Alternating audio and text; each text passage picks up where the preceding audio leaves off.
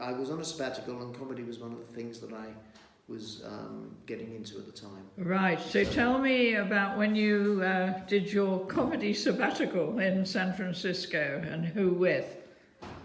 Okay, so I'd sort of run my course with my business career in the 90s, but it culminated in a move to Nottingham.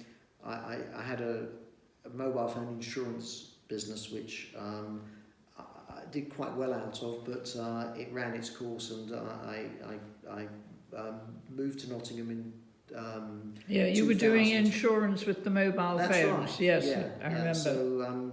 So in 2000, I didn't know what I would do next, and I bought a couple of properties in Nottingham with including a hotel.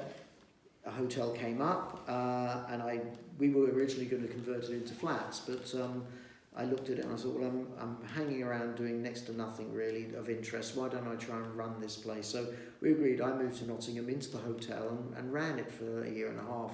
I got very bored after a year and a half. The property itself had gone up in value, and my business partner wanted to buy, was happy to buy me out. So I moved back to London with a bit of money and not really much idea of what to do.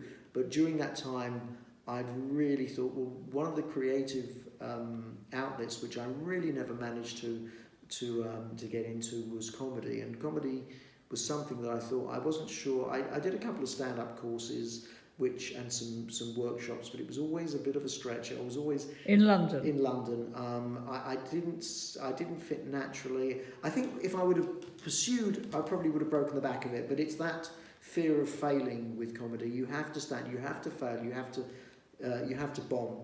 And I really wasn't getting past that point. But I used to watch this program at the time in the 90s came out called Whose Line Is It? Whose Line Is It Anyway?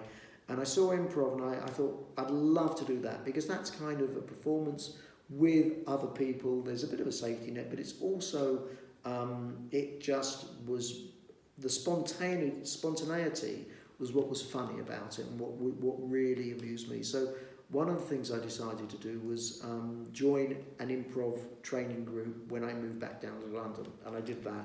And I really took to it like a duck to water. I enjoyed it, although I wasn't particularly good, because I say particularly good, it took me a lot longer to become proficient than a lot of other people, because I had a lot of habits to unlearn.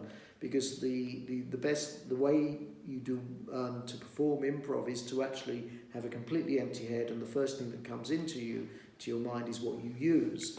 But I'm used to planning things and preparing myself, and I wasn't doing that so well. So it took me I could almost fake spontaneity by planning stuff. So I had to sort of take enough time to actually get into that headspace, and then I really enjoyed it. And I started. We had out of the training course, level 1, level 2, level 3. Then you had regular performance. What was the name of the group you were with? I was working. I did the courses with a company called the Spontaneity Shop. Okay. And again, that was really enjoyable. I got into it, although I didn't think I was as good as a lot of the performers that came out of it, because there were a lot of actors and there were a lot of people that, perhaps a little bit more, creative zest than I had. But I still enjoyed, and I threw myself into everything I did, that they did. And this form of improv was based on Keith Johnson's school, and so I sought him out. He did a couple of courses. Tell me who he is. Keith Johnson is kind of the father of theatre sports, which is the genre of improv, and a lot of other forms have come out of that. But ultimately, he was originally was with the Royal Court Theatre, and it was a way of training actors. He was with the Royal Court? Yes. Okay, so he I thought he was British. British. Is he still alive? I believe so. Certainly the last time I checked he was, and he's written improv for storytellers, which I read. And he was doing a course in San Francisco at Bay Area Theatre Sports in 2003, and I just did it. I went out there, did the course with him. He also did another course in Paris, which I went and joined, which was also fun. I think it was the year before that. But I treated it. I knew that I wasn't. I was too old to actually to feel like I felt too old to start a new career. But I also enjoyed performing, and I think for me.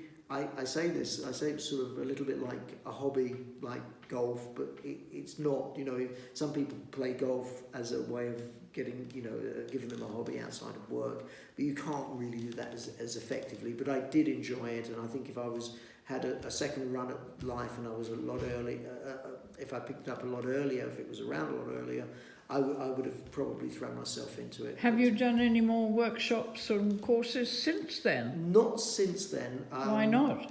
Because when I moved back to Nottingham after 2007, 2008, after the global financial crisis. I found myself in what I thought that things were going sort of up with the markets, and whilst I wasn't working, I was investing, and I got hit like a lot of people in the global financial crisis, and I then really had to rebuild myself from there. So I moved out of London, because that's the first thing you do when you want to keep your costs down. And really, once I moved away from London, where'd you go? I went to Nottingham. Back to Nottingham. Yeah. Okay. And once I was there, it's much cheaper to live, so I didn't really have a huge issue that I did sort of keeping the wheels turning in London. But I moved away from that scene, so it sort of disappeared. But I moved back down to London when I discovered Bitcoin in 2014. So not so long ago. Okay. No, but that's really when a lot of the people, that's when it started rising, it started becoming more well known, and I did spend a lot of time exploring it, and then formed the company that I have now, that with co-founders, and then moved back down to London again in 2017, which was not that long ago, before arranging to go to Gibraltar. But ultimately, it's only been in the last sort of year or so, or 2 years, that I've sort of thought about reconnecting with my creative side. Creative side, yeah. Oh, well, we'll have to help you do so, seeing that there's probably not much comedy in Gibraltar. There's no sort of scene. There's no scene. Well, there will be soon, because you'll be hosting it. Well, anyway, I wish you all the best for 2020. Good luck, and lovely to meet you. Thank you, JILLIANA.